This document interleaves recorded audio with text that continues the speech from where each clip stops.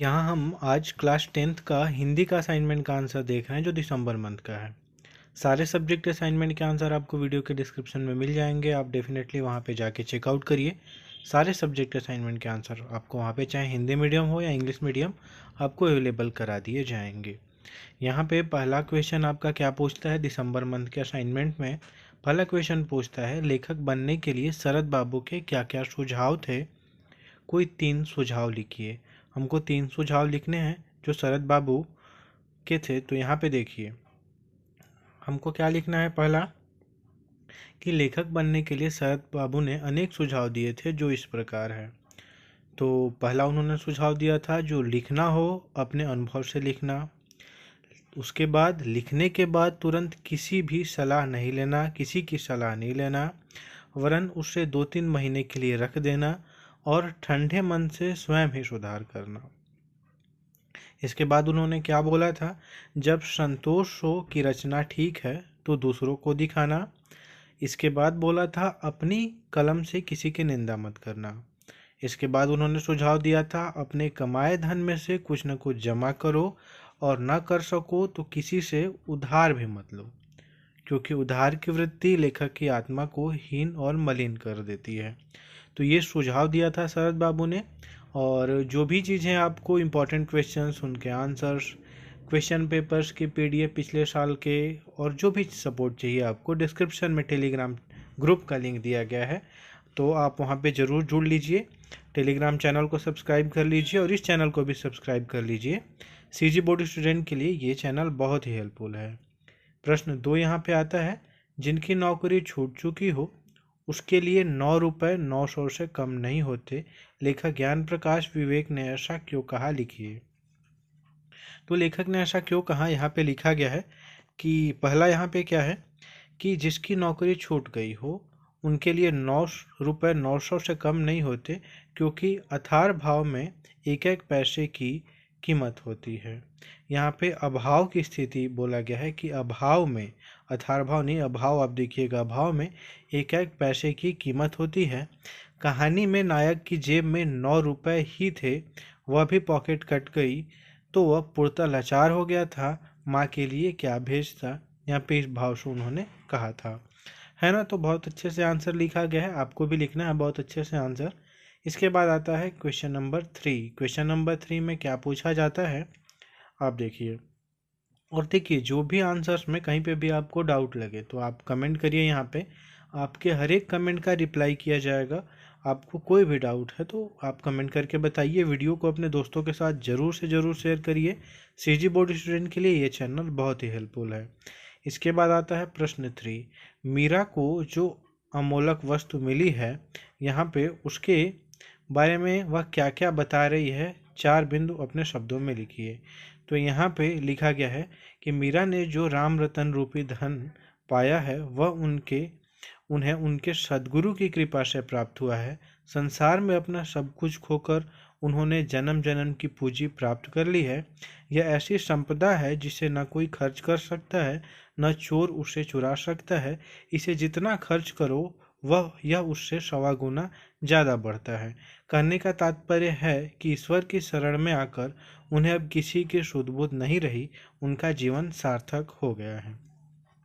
तो ये आपको देखना है यहाँ पे कि कैसे उन्होंने बताया है, उनके कहने का क्या मतलब है, आप इसको लिख सकते हैं। इसके बाद आता है कोविड-19 के नियमों का परिपालन करते हुए अपने मित्र को पत्र लिखिए। तो यहाँ पे देखिए कि आपको जैसे जैसे लिखा गया है अपने नाम, अपने गांव को, दिनांक, अपना मित्र का नाम, सब कुछ लिखना है। ये बात यहाँ पे विशेष करके आपको ध्यान देनी है कि सारी चीज़ें अपनी डिटेल लिखिए और इसके बाद पत्र को लिखना स्टार्ट करिए।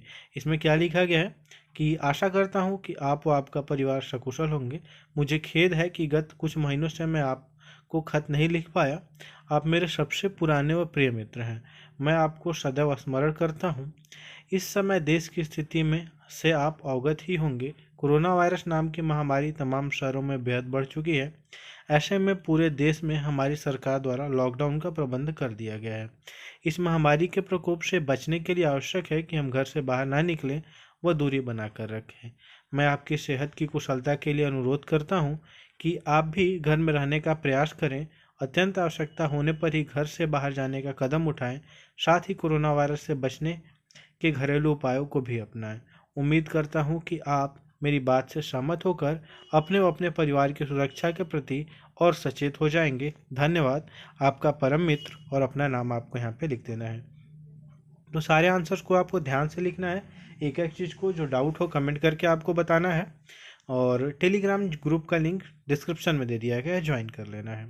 पांचवा प्रश्न यहाँ पे देखिए। पांचवा प्रश्न क्या पूछता है, निम्नलिखित विषयों में से किसी एक विषय पर लगभग 150 से 200 शब्दों में निबंध लिखिए। तो निबंध का रूप आप जानते ही हैं कैसे लिखा जाता है। सबसे पहले विषय क्या है, विषय यहाँ पे लिखा गया है समाचार पत्रों का महत्व।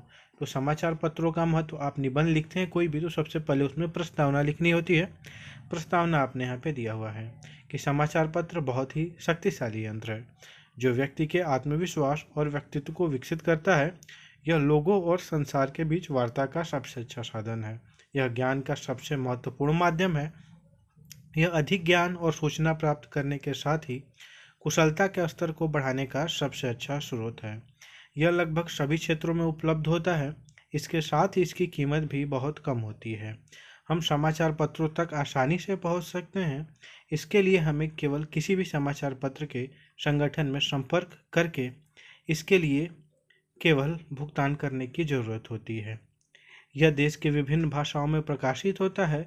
बहुत सारे लोग प्रतिदिन सुबह बहुत ही साहस के साथ समाचार पत्र का इंतजार करते हैं। इसके बाद आता है समाचार पत्र का सकारात्मक प्रभाव। तो आपको देखना है यहाँ पे कि समाचार पत्र का जो सकारात्मक प्रभाव है आपको यहाँ पे दिखाया गया है। आप इन सारी चीज़ों को लिखेंगे, अच्छे से लिखेंगे, तब जाके आपको अच्छे नंबर यहाँ पे मिलेंगे। चौथा है समाचार पत्रों से हानि। आपको यहाँ पे मिल जाएगी समाचार पत्रों से क्या क्या हानि है। यहाँ पे झूठे समाचार भी आपको बहुत सारे दिखाए जाते हैं। ये समाचार से हानि की कैटेगरी में आता है। तो समाचार पत्रों से कुछ हानि है यहाँ पे लिख दिया गया है। इसके बाद आपको क्या लिखना होता है, इसके बाद आपको लिखना है निष्कर्ष। निष्कर्ष क्या होता है समाचार पत्रों का, बहुत अच्छे से यहाँ पे लिख दिया गया है कि समाचार पत्रों में सामाजिक मुद्दों, मानवता, संस्कृति, परंपरा, जीवन शैली, ध्यान, योगा आदि जैसे विषयों के बारे में कई अच्छे सारे लेख संपादित होते हैं।